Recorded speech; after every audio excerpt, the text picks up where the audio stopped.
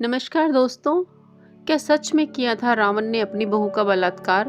तो चलिए जानते हैं इस कथा में। पौराणिक मान्यताओं के अनुसार रामायण में सीता के अपहरण से हर कोई वाकिफ है।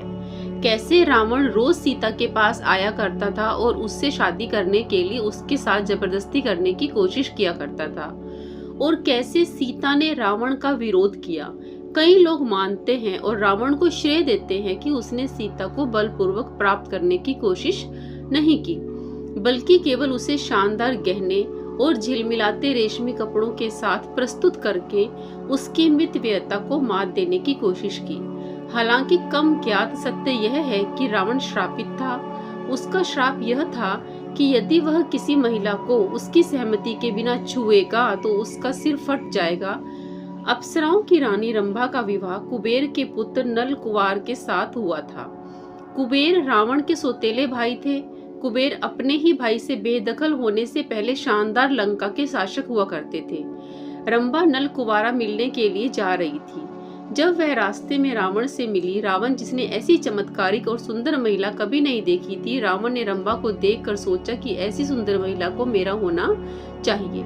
तो उन्होंने कहा, प्रिय महिला, आपका नाम क्या है? अप्सरा बोली, रंभा, नल कुमारा की पत्नी हूँ। शायद आप मुझे नहीं जानते, लेकिन मैं जानती हूँ कि आप कौन हैं। आपका भाई कुबेर मेरे ससुर हैं। रावण बोला, वह मेरे कोई भाई नहीं है, वह एक आधा दानव है जो एक अपमान है। मैंने उसे अपने सभी परिजनों के साथ बाहर कर दिया है। रावण ने कुछ घृणा के साथ कहा। रंभा ने कहा, कोई बात नहीं कि आप उनके बारे में कैसा महसूस करते हैं, वह अभी भी आपका भाई है जो आपको मेरा ससुर बनाता है। रंभा ने घोषणा की, जैसा कि उसने रावण की प्रतिष्ठा के बारे में सुना था। मुझे विश्वास है कि आपने सुना ही होगा कि आपके भतीजे ने एक अप्सरा से शादी की थी, तो आपको ज्ञात होना ही चाहिए। रावण की आंखें अप्सरा शब्द पर भड़की। अप्सरा ने विवाह करना अबूझ है।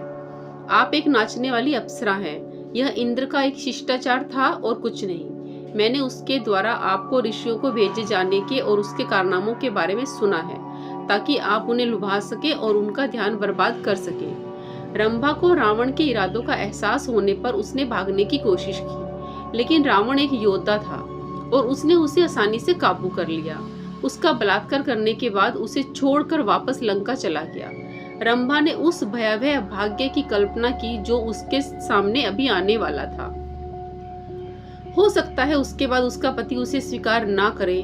वह इतनी व्याकुल थी कि मौत की उम्मीद लिए वह घंटों वहां पड़ी रही। इस बीच में चिंतित नल कुंवारा अपनी पत्नी के लिए पूरे जंगल का शिकार कर रहा था। नदी पर 6 घंटे पहले मिलना था उनको। वह स्वयं उन सभी भयानक परिदृश्यों की कल्पना कर रहा था जो भयावह हो सकते थे। अचानक जब उसने जोर से रोने की आवाज सुनी तो उसका दिल टूट गया। उसी झाड़ियों में से आ रही गालियां भी सुनाई दे रही थी। उसने अपनी पत्नी को पहचान लिया। सावधानी से वह देखने के लिए गया और उसे फटे कपड़ों के साथ खून लगा हुआ भी देखा। इससे पहले कि रंभा कुछ समझा पाती, उसने उसे अपनी बाहों में इकट्ठा कर लिया और उसे पकड़ लिया, क्योंकि उसने रावण द्वारा उसके साथ की गई कहानी का पूरा ब्यौरा दे दिया था। नल कुमारा ने अपने श्रेय के लिए अपनी पत्नी की निष्ठा पर बिल्कुल भी संदेह नहीं किया।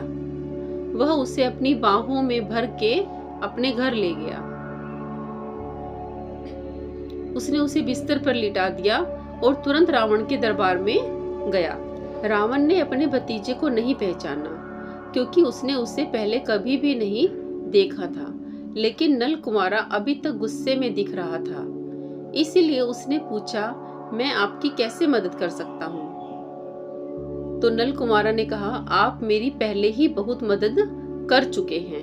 आप एक गंदे बूढ़े आदमी हैं। नल कुमारा ने कहा। रावण ने कहा, आप कहना क्या चाहते हैं? खुलकर कहिए, खुलकर बताइए। आपने मेरी पत्नी को छुआ है।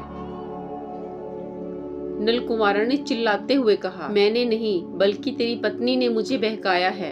तुम नहीं जानते कि ये अप्सराएं स्वभाव से कैसी होती हैं। मुझे तुम्हें उससे शादी करने से पहले ही चेतावनी दे देनी चाहिए थी। रावण ने यह कहकर अपने आप को सभी अपराधों से मुक्त कर लिया। मुझे पता है कि मेरी पत्नी एक अप्सरा है, लेकिन जब मैंने उसे पाया तो मैंने उसकी अवस्था को भी देखा। एक क्षण के लिए भी मत सोचना कि तुम्हारा कृत्य मुझे बेवकूफ बना देगा।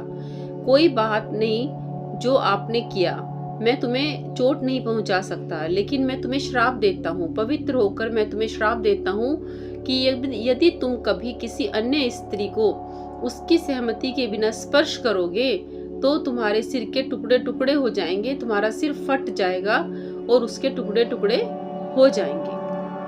काश मैं आपको बता सकता कि आप कितनी भयानक और दर्दनाक मौत मरेंगे। उसके बाद नल कुंवारा अपनी पत्नी को सहारा देने के लिए चला गया। धन्यवाद दोस्तों। अगर आपको मेरे द्वारा सुनाई गई ये कहानी अच्छी लगी हो तो कृपया कर वीडियो को लाइक शेयर करें और चैनल को सब्सक्राइब करें, वो भी बेल आइकन के साथ, ताकि आपको ऐसी अच्छी अच्छी प्यारी प्यारी कहानियाँ हमेशा मिलती रहें। धन्यवाद।